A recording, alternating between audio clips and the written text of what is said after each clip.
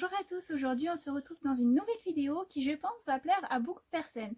Aujourd'hui on va voir les caractéristiques qu'il faut avoir ou du moins avoir pensé pour acheter son cheval ou son poney. Donc du coup on va commencer déjà par ce qui est assez intéressant, où le mettre. Parce que oui forcément on veut un cheval, c'est bien. Mais déjà, il faut savoir où est-ce qu'on va le mettre. Si on le met en pension, si on le met chez soi, si on le met en pension au pré, box, enfin voilà. Donc, il faut bien réfléchir à tout ça, sachant que tout ce qu'il y a comme partie pour la pension, tout est payant. À part quand c'est vraiment chez soi. C'est pour ça que j'ai de la chance de mon côté, puisque je rappelle bien que, comme quoi mon cheval est chez moi. Donc du coup, c'est vrai que c'est un avantage, mais aussi il faut avoir l'équipement qui va avec. Bon, je ne dispose pas de carrière, ni de manège, ni quoi que ce soit, mais je suis entourée de champs, dont un champ qui est en jachère et je ne peux l'utiliser. Donc c'est ça qui m'a fait aussi passer le pas. Parce que chez moi, sinon, ce n'est pas assez grand pour faire ces installations. Voilà, donc il faut bien penser, donc aussi de quoi ranger ses affaires si on est chez soi, donc aussi bien ce qui est sel, bridon, tout ça, mais aussi produits de soins. Parce que forcément, si on est chez soi, il faut aussi avoir des premiers secours.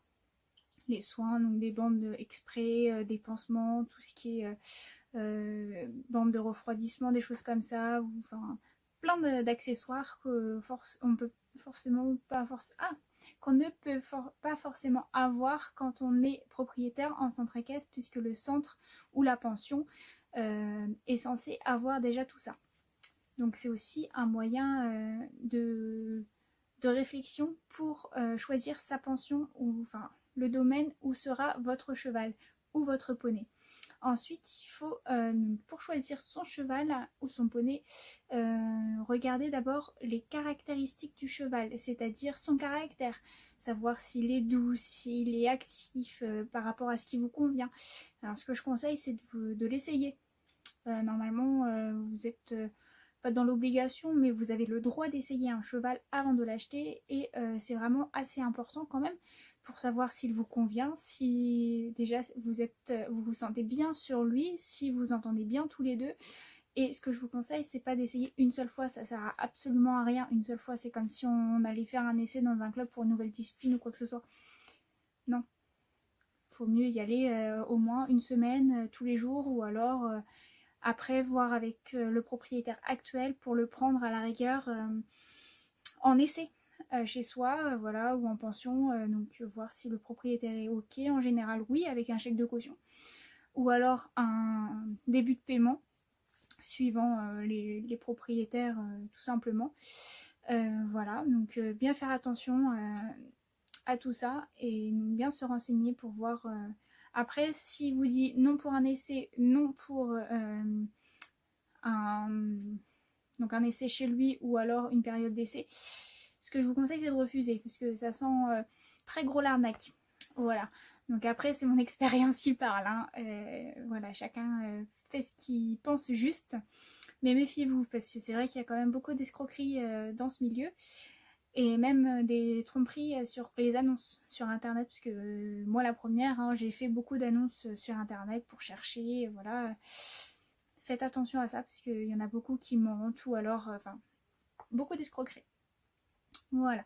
Donc voir aussi pour la condition physique du cheval, est-ce qu'il est en bonne santé, est-ce qu'il est à jour dans les vaccins, dans les vermifuges, dans le parage, pour les dents c'est très important aussi. Voir, donc bien faire attention à tout ça, puisque si déjà pour la vaccination, pour moi c'est déjà aussi le principal, puisque si le futur cheval n'est pas vacciné, donc c'est-à-dire qu'il n'a pas le droit de sortir de l'endroit où il est, ou alors c'est très dangereux pour lui. Et s'il est en contact avec un autre cheval, un cheval extérieur qui vient, je prends un exemple dans les centres équestres ou les choses comme ça, c'est très dangereux, puisque du coup il peut attraper toutes les cochonneries, parce que ce qui est obligatoire dans les vaccins, ça va être la rage et le tétanos. Donc c'est quand même deux choses assez intéressante à avoir. Non, excusez-moi, c'est la grippe et le tétanos. La rage n'est pas obligatoire, qui est quand même conseillé, mais pas obligatoire. Moi, je sais qu'à Faron, je lui ai fait pour être sûre de moi. Voilà. Donc, après, Certes, c'est un coût supplémentaire puisque faut faire venir un vétérinaire ou alors faut y aller, mais c'est sûr que c'est pas gratuit, mais c'est quand même préférable. Voilà. Donc il y a également dans les conditions physiques donc la taille du cheval pour pas qu'il soit trop petit. Si c'est pour vous monter dessus, ça sert à rien, sachant que pour faire le moins de mal à un cheval, à son dos, il faut être dans une moyenne de 15% du poids du cheval, du moins pas dépasser les 19% du poids du cheval. Donc vous voyez, c'est vraiment minime par rapport à son poids. Moi je vois Faron, donc 15%, ça fait 60 kg. Donc tout juste, mais il faut compter l'équipement également. Parce que vous c'est bien, mais la selle elle pèse aussi, avec le tapis, voilà. Donc il faut compter tout ça, il faut voir aussi, faut essayer. Il faut bien faire attention à lui parce que le but d'acheter son cheval ou son poney, c'est de le rendre aussi heureux, de le garder heureux. C'est pas que pour nous personnellement. Il faut que ça soit un cheval qui soit épanoui, qui soit bien dans son nouvel environnement où il sera. Donc que ça soit bien dans son pré, dans son box ou qu'avec vous. Donc voilà, savoir si vous voulez monter ou atteler ou faire que du travail à pied ou que... Voilà, c'est à vous de déterminer, mais il faut choisir un cheval dans ces conséquences-là. Ensuite, la couleur de robe. Beaucoup disent ah oui mais je veux pas de cheval comme ci, je veux pas de cheval comme ça, je veux pas de gris, je veux pas de noir, je veux pas... Essayez quand même si on vous en propose un. Moi c'est ce que j'ai fait, hein. Moi je voulais absolument un frison, un cheval noir, je voulais absolument ça, que ça. Vous avez vu Farren? Est-ce qu'il a du noir? Non, pas du tout. Et c'est juste que, en fait, c'est vraiment au coup de cœur qu'il faut... Enfin, moi en tout cas c'était un gros coup de cœur, parce que voilà. Après il faut essayer. Parce que c'est pas parce que un cheval n'est pas de la couleur que vous souhaitiez ou quoi que ce soit qu'il ne va pas être super dans la discipline que vous souhaitez, qu'il va pas être en super bonne santé et tout ça. Enfin, un cheval parfait quoi. Donc c'est pas la couleur qu'il faut vraiment regarder en priorité. Après, c'est ce que je pense, hein. J'ai eu aussi beaucoup de conseils professionnels au milieu des chevaux. C'est ce qui à chaque fois m'a été ressorti aussi. Et c'est vrai qu'ils ont entièrement raison. Après, c'est encore une fois mon expérience. Ensuite, aussi, choisir, on vient un peu au même, le niveau du cheval par rapport à votre niveau à vous. Si vous commencez, vous avez fait 3 ans d'équitation, vous n'allez pas prendre un jeune cheval qu'il faut dresser entièrement. Enfin, du moins, c'est pas vraiment la bonne méthode pour apprendre, puisque il va vous manquer des connaissances et au cheval, il va falloir lui apprendre. Donc, si vous savez pas faire, forcément, au bout d'un moment, il va y avoir un dysfonctionnement entre vous deux. Ou alors, il faut vraiment bien être encadré à côté, mais encore, c'est vraiment très juste, quoi. Ou alors, il faudrait à chaque fois que vous voulez le travailler, à chaque fois qu'il y ait cette personne avec vous qui vous aiguille à chaque fois. Mais après, il faut rentrer encore dans le budget. Voilà. Donc, c'est pour ça, si vous commencez, un cheval de 7 ans, 6-7 ans, c'est mieux. Après, il faut voir aussi comment il a été dressé, voilà. Après, avec un niveau beaucoup plus confirmé ou quoi que ce soit, il n'y a pas de souci. Vous choisissez vraiment ce qui vous fait plaisir. Et après, c'est une passion, hein. Donc, c'est sûr que si vous allez faire de la compétition, vous n'allez pas prendre un trop jeune parce que s'il faut tout lui apprendre, vous n'allez pas pouvoir sortir en concours tout de suite. Et si vous prenez un cheval trop vieux arrivé sur 17, 18, 19 ans, c'est un peu vieux quand même, surtout si c'est de l'obstacle, du cross ou des choses comme ça. Il faut éviter quand même. Bon, après, je sais qu'il y a des chevaux qui se portent très bien, voilà, ils n'ont aucun problème de santé. Mais bon, il faut quand même les ménager un petit peu pour qu'ils profitent eux aussi, qu'ils ont bien travaillé toute leur vie en général. Donc, et quand on prend un cheval assez âgé, il faut savoir que des fois, ils ont des passés assez lourds. Donc, bien réfléchir aussi. Ou alors, essayer de connaître toute sa vie avant, si c'était la même personne qui était propriétaire ou s'il a fait 10 propriétaires. Voilà, faut essayer de creuser un petit peu et de connaître en fait la vie du cheval si c'est un cheval qui a déjà vécu un petit bout de temps. Voilà. Donc après, bien sûr, le prix. Enfin, tout cavalier et cavalière aimerait être propriétaire un jour ou l'autre et le prix souvent est bloquant. Alors après, il y a beaucoup d'associations qui vendent des chevaux, des choses comme ça, presque prix de la boucherie comme on dit, c'est le prix de la viande. Donc pour être sauvé entre guillemets de l'abattoir. C'est vrai que c'est une bonne solution, c'est ce que j'aimerais faire plus tard aussi, puisque forcément ça permet un échange vraiment énorme avec ces chevaux, et puis ça leur permet de leur offrir une seconde chance, et en général ils nous le rendent bien. Voilà, mais aussi quand c'est comme ça, on n'a pas d'assurance derrière, on ne sait pas s'il est à jour, si tout va bien, s'il n'a pas de problème de santé. Donc c'est un bien contre mal, on va dire. Ou après, il faut avoir vraiment une bonne association, je pense. J'en ai certaines en tête, mais bon, voilà. Mais c'est pour ça qu'il faut faire très attention où on achète son cheval. Parce que où l'acheter, c'est pareil. Donc vous pouvez l'acheter aussi bien dans un centre équestre, un poney club, un marchand de chevaux, des propriétaires, des particuliers. Franchement, après, il y en a partout pour tous. Voilà. Mais c'est vrai qu'après, les prix, tout est un peu différent du niveau du cheval. Surtout du niveau et de l'âge du cheval. Après, il y en a toujours qui exagèrent. Parce que je vois... je continue de temps en temps à faire des petites recherches sur internet. Vous allez savoir pourquoi dans quelques minutes. Mais il y en a toujours qui exagèrent énormément. Et après, il y en a, on se demande si c'est pas de l'arnaque. Parce que vu le prix, on se dit non, c'est pas normal, il a un problème le cheval.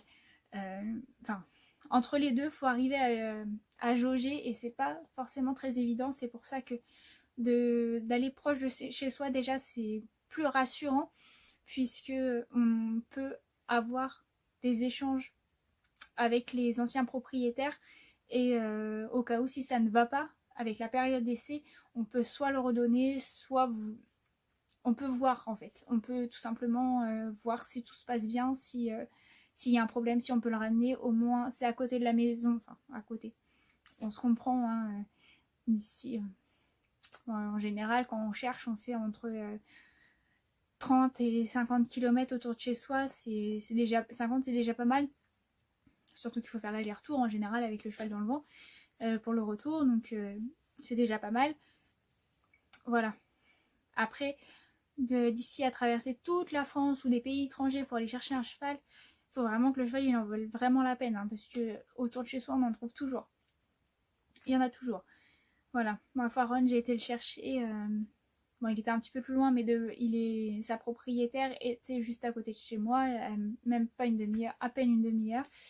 Et elle l'avait envoyé en pension pour le faire castrer et puis pour le prendre un peu en main, parce qu'il ne respectait plus l'homme. Donc voilà, mais sinon je l'ai connu dans le ventre de sa maman et il était juste à côté de chez moi. Donc forcément ça aide un petit peu. Voilà, donc c'est pour ça. Après c'est le coup de chance. Et voilà, je vois pas ce que je peux rajouter d'autre. Faut bien faire attention. Donc toutes les caractéristiques, donc la robe on s'en fiche. Hein, surtout faire attention à votre niveau et à celui du cheval pour être sûr que vous soyez bien ensemble plus tard et qu'il n'y ait pas de dysfonctionnement entre vous deux. Voilà. Et donc du coup, je cherche aussi donc sur internet les petites annonces, tout simplement puisque ceux qui me suivent sur Instagram sont déjà au courant. Je cherche un petit poney, et oui, un petit poney pour tenir compagnie à Faron, puisqu'il s'ennuie tout seul, et c'est presque déprimant pour moi aussi, parce que je m'en rends compte. Donc voilà. Et donc c'est pour ça que je me suis lancée à la recherche d'un petit poney.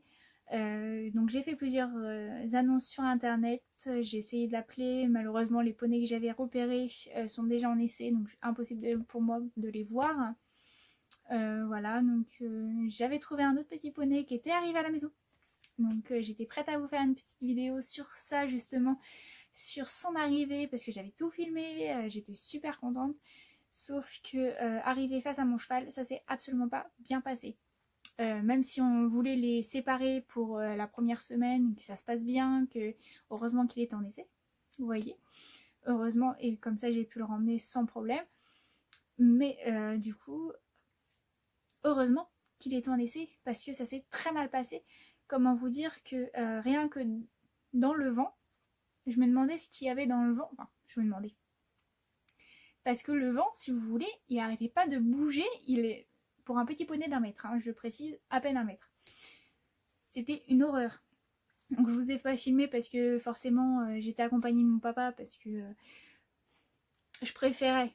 Voilà, parce que bon, on est toujours à côté des chevaux, quand on les connaît pas forcément, c'est bien d'avoir quelqu'un de un peu plus musclé s'il se passe quoi que ce soit à côté.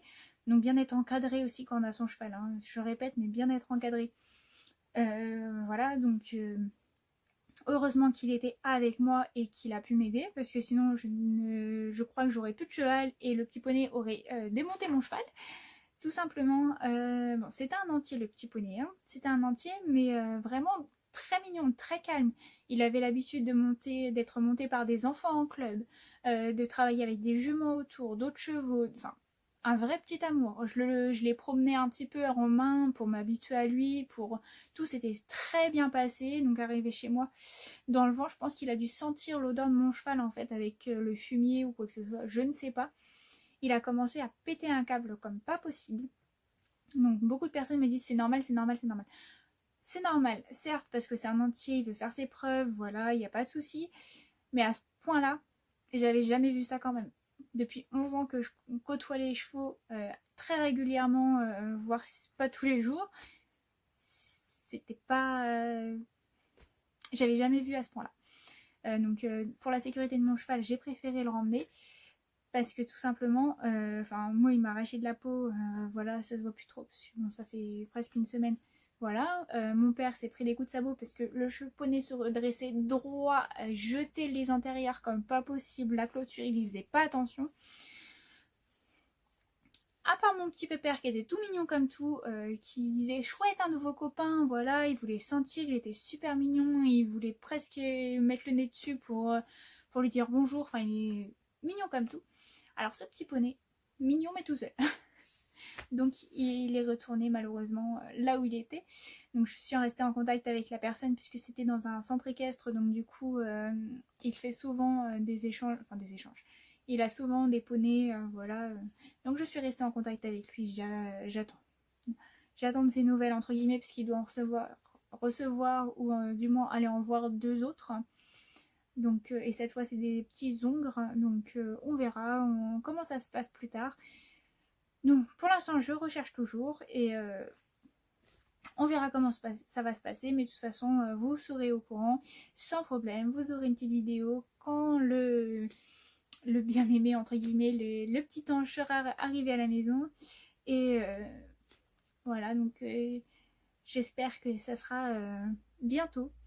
Voilà. Donc sinon j'espère que du coup cette petette vidéo avec ces explications vous auront plu. Donc bien réfléchir pour s'acheter un cheval encore une fois. C'est pas en claquement des doigts, même si papa et maman sont d'accord, ok. Mais bien faire attention du coup que ce soit un cheval qui vous corresponde. Parce que voilà. Sur ce, j'espère que cette petite vidéo vous aura plu. N'hésitez pas donc à aimer, à commenter. J'ai plus de commentaires, donc ça me fait énormément plaisir. Merci à vous. Et voilà, donc à commenter, à vous abonner pour être sûr de ne louper aucune vidéo que je sors. Et sur ce, on se dit à bientôt. Bye bye!